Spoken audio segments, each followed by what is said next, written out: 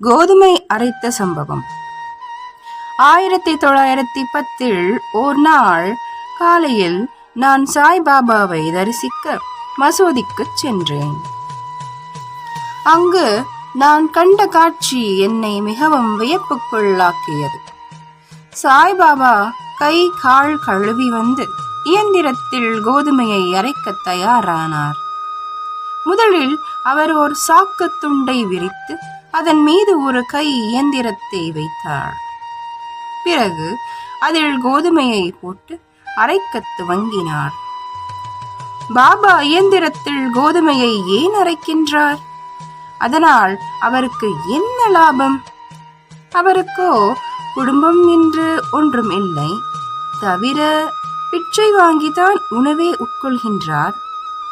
பின்பு ஏன் இதை செய்கின்றார் என்று நான் நினைத்தேன்.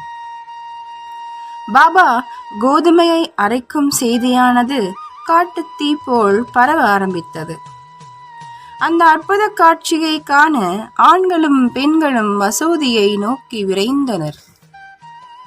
கூட்டத்தை கிழித்துச் சென்ற 4 பெண்கள் பாபாவை கட்டாயமாக அங்கிருந்து அகற்றிவிட்டு இயந்திரத்தின் அச்சை வலுக்கட்டாயமாக பிடித்து கொண்டு அவர் புகழ் பாடிக்கொண்டே கோதுமையை அரைக்க துவங்கினர்.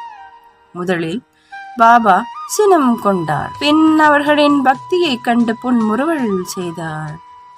கோதுமையை அரைக்கும் போதே அவர்கள் மனதில் பாபாவுக்கு குடும்பமோ குட்டியோ இல்லை, அவரை கவனிக்கவும் யாரும் இல்லை, அவரோ பிச்சைதான் எடுத்து தன் வாழ்நாளை கடத்துகிறார், அவருக்கு கோதுமை மாவின் அவசியம் என்ன? பாபாவோ கருணையின் வடிவமாயிற்றே, அவர் இந்த மாவை நமக்காகத்தான் அரைக்கிறார் போல் என்று எண்ணினர். இவ்விதமான எண்ணங்களில் மூழ்கி பாடிக்கொண்டே அவர்கள் கோதுமையை முழுவதுமாய் அரைத்து முடித்தனர். அதன் பிறகு அவர்கள் மொத்த மாவை 4 பாகங்களாக பிரித்தெடுத்து அவர்கள் வீட்டிற்கு செல்ல ஆரம்பித்தனர். இதுவரை அமைதியாக இருந்த பாபா கோபம் கொண்டு, பெண்களே, உங்களுக்கு பைத்தியம் பிடித்து விட்டதா என்ன? யார் வீட்டு சொத்தை நீங்கள் அபகரித்து செல்கின்றீர்கள்? உங்களுக்கு கடன்பட்ட பொருளா என்ன? நீங்கள் எடுத்துச் செல்ல அந்த மாவை எடுத்துச் சென்று கிராமத்தின் எல்லையில் இறைத்து வாருங்கள் என்று கூறினார். இதை பார்த்து கொண்டிருந்த நான் அவ்வூராரிடம் பாபாவின் இந்த செயலின் பொருள் என்னவென்று கேட்டேன். அவர்கள் என்னிடம், கிராமத்தில் காலரா நோய் அதிகமாக பரவி வருகிறது, அதிலிருந்து மக்களை காப்பாற்றவே பாபா இப்படி செய்தார் என்று கூறினார். அப்பொழுது அவர் அரைத்தது கோதுமையை அல்ல, உண்மையில் அவர் அழைத்தது காலரா நோயையே ஆகும். இந்த சம்பவத்திற்கு பிறகு நோயின் வலிமை குறைந்து அக்கிராம மக்கள் ஆரோக்கியம் அடைந்தனர். இதை கேட்டவுடன் என் ஆனந்தத்திற்கோ அளவே இல்லை. என் ஆவல் அதிகரித்தது. மாவு மற்றும் காலராவிற்கு என்னதான் தொடர்பு? இதன் ரகசியம் என்ன என்ற கேள்விகள் என் மனதில் எழுந்தன. அந்த சம்பவம் என் அறிவிற்கு எட்டவே இல்லை. ஆனால் என் ஆத்ம திருப்திக்காக இந்த லீலையை பற்றி சிறிது விளக்கம் வேண்டியது அவசியம்தான் என்று தோன்றிற்று. இந்த லீலையை நினைக்கும் போது உள்ளரிப்பு ஏற்படுகிறது. அதோடு கூட பாபாவின் சரிதையை எழுதும் என்னுள் ஒரு உந்துதல் ஏற்பட்டது. பாபாவின் கருணையாலும் நல்லாசியாலும் அந்த வேலை வெற்றிகரமாக முடிந்ததை எல்லோரும் அறிவார்கள். சரி, கோதுமை அரைத்ததன் தாத்பரியம்தான் என்ன?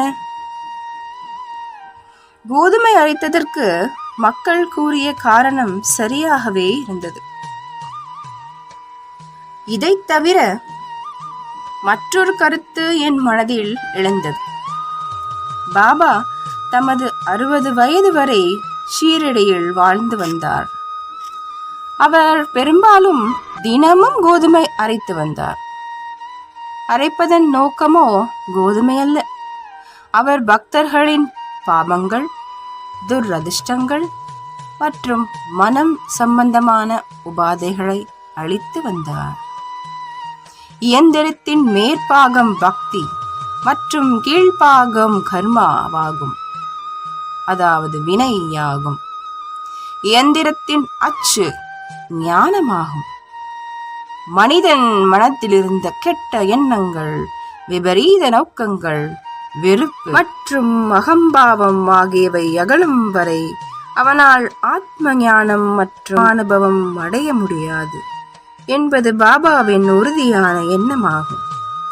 இந்த சம்பவம் அருவ பக்தரான கபீர்தாஸின் வாழ்வை எனக்கு ஞாபகப்படுத்தியது.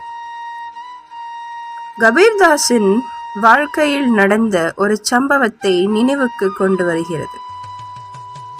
ஒரு பெண்மணி தானியம் அரைத்துக் கொண்டிருந்ததை கண்ட கபீர்தாஸ் தம் குருவிடம், இயந்திரத்தில் அரைப்படும் தானியம் போல் நானும் சம்சாரக் கடல் என்ற இயந்திரத்தில் அரைப்பட்டு வருந்துகிறேன் என்று கூறினார். அதற்கு அவர் குருநாதர், கவலைப்படாதே, நீயும் என்னை போல் இயந்திரத்தின் நடுவில் இருக்கும் ஞானம் என்ற அச்சை அழுத்தமாக பிடித்துக்கொள், அதிலிருந்து அகன்று விடாதே, ஞானத்தை நோக்கியே முன்னேறு. அவ்வாறு செய்தால் சம்சாரக் கடலான இயந்திரத்திலிருந்து கட்டாயமாக விடுபடுவாய் என்றார். இத்தோடு அத்தியாயம் 1 முடிவடைகிறது.